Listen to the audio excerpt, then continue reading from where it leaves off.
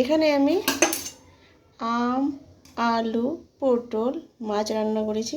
আমি কিভাবে রান্না করলাম দেখতে থাকেন। আমি কিভাবে রান্না করলাম, দারুণ কিন্তু সুন্দর খেতে। গরম দিনে তো ফাটাফাটি, কি বলবো, শরীর কিন্তু ঠান্ডা হয়ে যাবে এইভাবে রান্না করে খেলে। ঠিক আছে, দেখতে থাকেন কীভাবে রান্না করলাম। আসসালামু আলাইকুম। এখানে আমি কাটা মাছ নিয়েছি।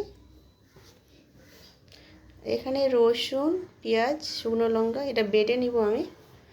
আর এখানে আলু নিয়েছি, এখানে পটল নিয়েছি, আম নিয়েছি। আজকে আমি পটল, আলু, আম দিয়ে রান্না করব। এত যে গরম পড়েছে, একটু টক খাওয়া ভালো কিন্তু। আর পটল দিয়ে রান্না করব, পটল কিন্তু ঠান্ডা। আলু আমি বেশি দেবো না, দুটোই দেবো। আলুটা কিন্তু গরম, আর টকটা কিন্তু এই গরমে কিন্তু দারুণ খেতে ভালো লাগে, আর খাওয়াটাও দরকার, শরীর ঠান্ডা থাকে। আমি কীভাবে রান্না করি দেখতে থাকেন, ঠিক আছে তো। দেখো, পটল আলুটাকে কেটে নিয়েছি, ধুয়ে পরিষ্কার করে রেখে দিয়েছি। আমটা কেটে নিয়েছি, আমটা কিন্তু অর্ধেক নিয়েছি, অর্ধেক রেখে দিয়েছি, অর্ধেকটাই দেবো, নাহলে টক হয়ে যাবে বেশি। আর মশলাটাকে আমি বেটে নিয়েছি, পেঁয়াজ, রসুন, শুকনো লঙ্কাটা। এখানে মাছগুলোকে আমি লবণ হলুদ মাখিয়ে দিয়েছি, এবার ভেজে নেব। কড়াইটা নিয়েছি, কড়াইটা গ্যাসে চাপিয়ে দেব মাছ ভাজার জন্য। কড়াইটা গরম হয়ে গেছে, আমি তেল দিয়ে দেব।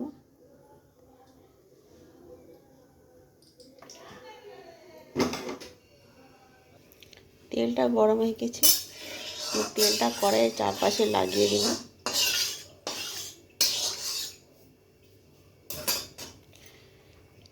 মাছগুলো দিয়ে দেব। মাছগুলো দেওয়া হয়ে গেছে, মাছগুলোকে উল্টে দিব। মাছগুলোকে উল্টে দিয়েছি, ভালোভাবে ভেজে নেব। মাছগুলো ভাজা হয়ে গেছে, আমি সুন্দরভাবে ভেজে নিয়েছি। এবার তুলে নেব।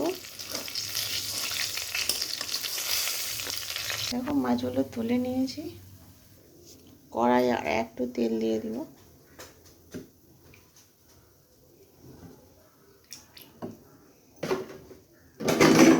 দেখো, তেলটা গরম হয়ে গেছে, আমি পটল আলুগুলো আগে দিয়ে দিব। হালকা একটু ভেজে নিয়ে তারপরে মশলাটা দিব। দেখো, হালকা একটু ভেজে নিচ্ছি, এবার মশলাটাকে আমি দিয়ে দেবো।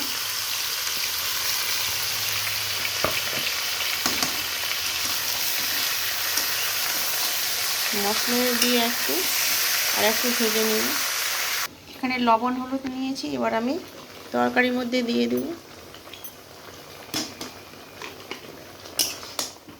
দেখো, আমার জল বার হয়ে গেছে, আর একটু কষিয়ে নেব। ঢেকে দেব। 1 মিনিট পর ফিরে আসলাম, কষানো হয়ে গেছে। এবার আমি জল দিয়ে দেব। এখানে কিন্তু আমি ফিল্টার জল দিয়েছি। ফিল্টার জল দিলে কিন্তু তরকারির টেস্টটা বেশি সুন্দর লাগে, আর কালারটাও সুন্দর আসে। ফিল্টার জল দেওয়ার চেষ্টা করবেন রান্নার সময়। দিয়ে দেব। একটু লম্বা ঝোল করব, ঝোল গরম দিনে কিন্তু টক ঝোলটা খেতে ভালো লাগে মাছের। এবার আমি ঢেকে দেব 1 মিনিটের জন্য। 1 মিনিট পর আবার ফিরে আসলাম। দেখো, বলক হয়ে গেছে আমার তরকারির। পটলগুলো সিদ্ধ হয়ে গেছে। আলুটা দেখো, আলুটা কিন্তু সিদ্ধ হয়ে গেছে। আর একটু ঢেকে দেব। আবার 1 মিনিট পরে ফিরে আসলাম। এবার কিন্তু তরকারিটা কিন্তু সিদ্ধ হয়ে গেছে। আবার আমগুলো দিয়ে দেবো আমি।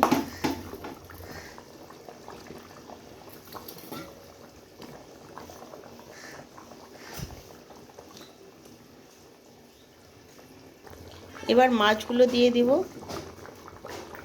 আমটা সিদ্ধ হতে বেশিক্ষণ লাগবে না, মাছগুলো দিয়ে দিলাম।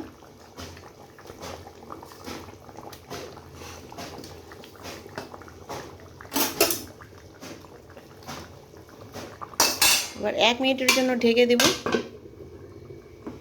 1 মিনিট পর আবার ফিরে আসলাম। তরকারিটা কিন্তু আমার হয়ে গেছে।